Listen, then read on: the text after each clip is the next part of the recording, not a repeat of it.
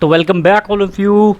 जिन लोगों को भी अच्छा, सबसे बड़ी चीज़, जिन लोगों को ऑनलाइन क्लासेस लेनी है वो नीचे नंबर्स चल रहे हैं, वो लोग कॉल कर सकते हैं। जिन लोगों ने 2 पार्ट्स नहीं देखे वो ऊपर की ओर लिंक देखो, यहाँ से जाके लिंक प्रेस करके देख सकते हो। वैसे अभी तक की जो बोरिंग टॉपिक्स हैं, अभी और इंटरेस्टिंग टॉपिक आने वाले हैं जिनमें हम लोग पढ़ेंगे ऑक्टेट रूल। बहुत बहुत मज़ेदार टॉपिक। तो टिल नो हम लोगों ने क्या पढ़ा है? हम लोगों ने पढ़ा है कैथोड रे एक्सपेरिमेंट। रदरफोर्ड ने हम लोगों को क्या सजेस्ट किया? रदरफोर्ड ने ये बताया कि एटम के अंदर एक पॉजिटिव चार्ज होता है and it is very small. Example याद है ना, फुटबॉल और स्टेडियम। फुटबॉल हमारा क्या हो गया? Nucleus. And stadium is the complete atom. तो इतना छोटा साइज़ होता है।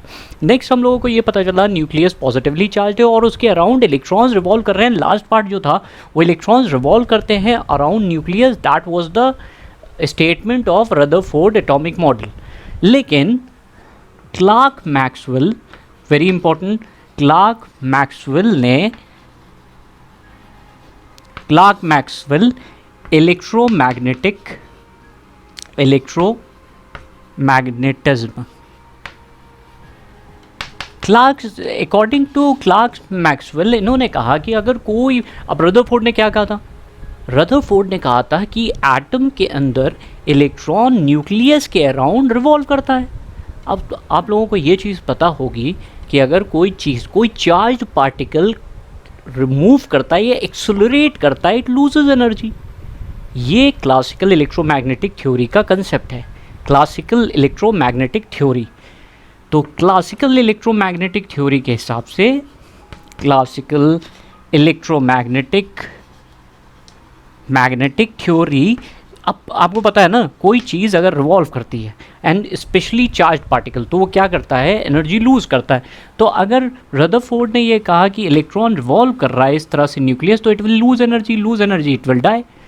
That means there will be no concept of atom. Rutherford गलत। अब क्या करा जाए भाई? एटम तो है, ये भी बात सही है, इलेक्ट्रॉन्स भी हैं, ये भी सही है, न्यूक्लियस भी है, ये भी सही, but how are they arranged? वो किस तरह से अरेंज्ड हैं? तो नेक्स्ट कंसेप्ट आया किसका? प्लैंक्स जो, sorry, next Bhoj atomic model. Next very important in the series, Bhoj model बहुत इंपॉर्टेंट था और यहाँ से आपके पास बहुत चीज़ें आ जाएंगी।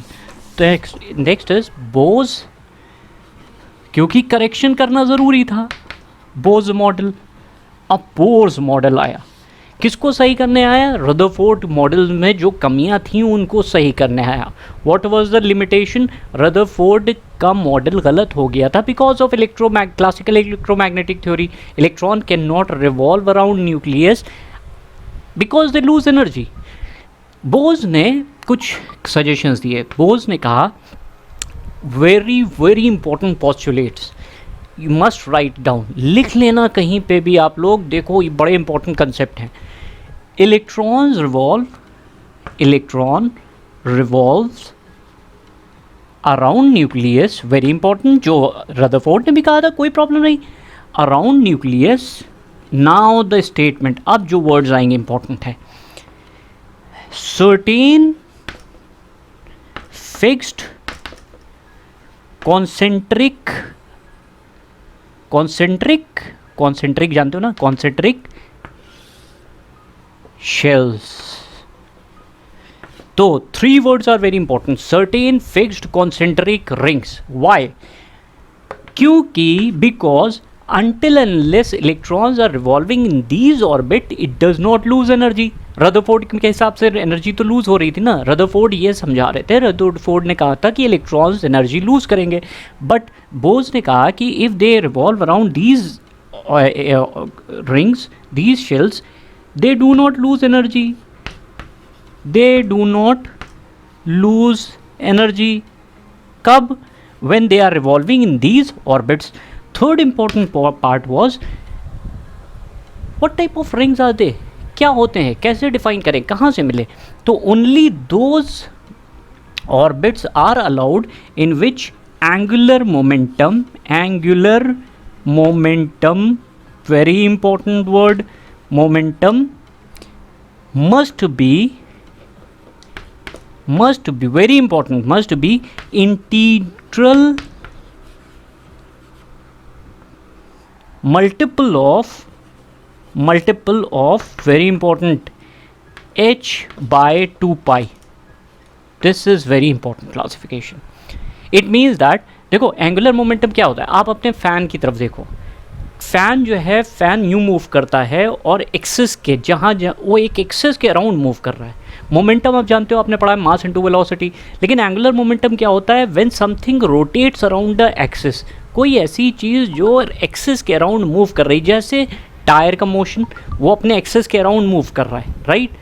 फ़ैन को देखो तो फ़ैन के ब्लेड जो हैं एक एक्सिस के अराउंड मूव कर रहे हैं. When we there is a rotational motion we talk about angular momentum. तो MVR एंगुलर मोमेंटम का ये फॉर्मूला होता है, mass into velocity momentum into R का मतलब डिस्टेंस कितना है एक्सिस से, is equal to NH/2 pi. Very important concept.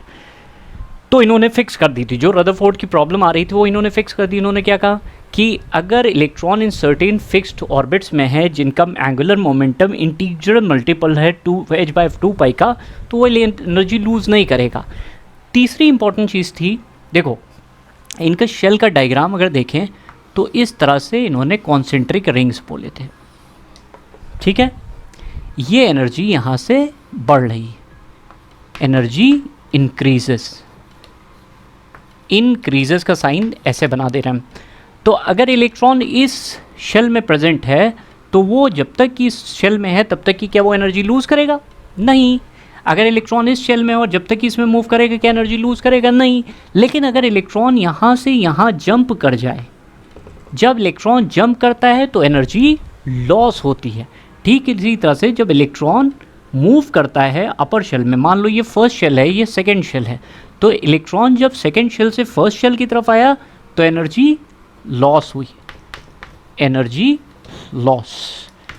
और जब ये यहाँ से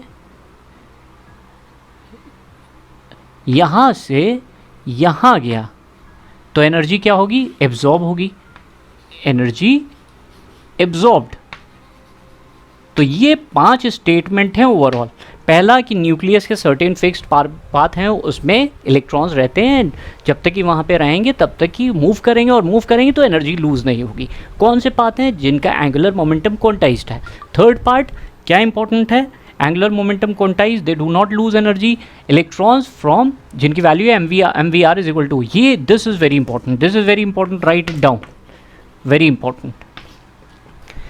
तो यहाँ से बोस जो मॉडल था उसने क्या करा था, उसने रदरफोर्ड की जितनी भी प्रॉब्लम्स थी जो रदरफोर्ड की वजह से आ रही थी वो बोस ने क्लियर कर दिया. कितना अच्छा हो गया ना. हम लोगों के पास अब न्यूक्लियस है, हम लोगों को पता है न्यूक्लियस होता है, हम लोगों को पता है इलेक्ट्रॉन है, हम लोगों को पता है न्यूट्रॉन है. तो ये सारी चीज़ें रदरफोर्ड की हम जो सॉल्व हुई वो बोस ने सॉल्व कर दी. कितना आसान चीज़ें, ठीक है. तो कैसा लग रहा है वीडियो? ज़रूर लाइक करना, शेयर करना और सब्सक्रिप्शन का बटन ज़रूर दबा देना. स्पेशली बेल आइकन ज़रूर प्रेस कर देना ताकि आने वाले टाइम पे वीडियोस जब आएँ तो और हेल्प हो. नेक्स्ट टॉपिक जो हम लोग पढ़ेंगे वो बहुत इंपॉर्टेंट टॉपिक होगा. उसमें एटॉमिक नंबर्स क्या हैं, उसमें एटॉमिक मास नंबर क्या है, आइसोटोप्स क्या हैं, हम लोग इसके बारे में पढ़ेंगे. ऑक्टेट रूल पढ़ेंगे. बहुत एक्साइटिंग, बहुत मज़ा आने वाली है. Thank you.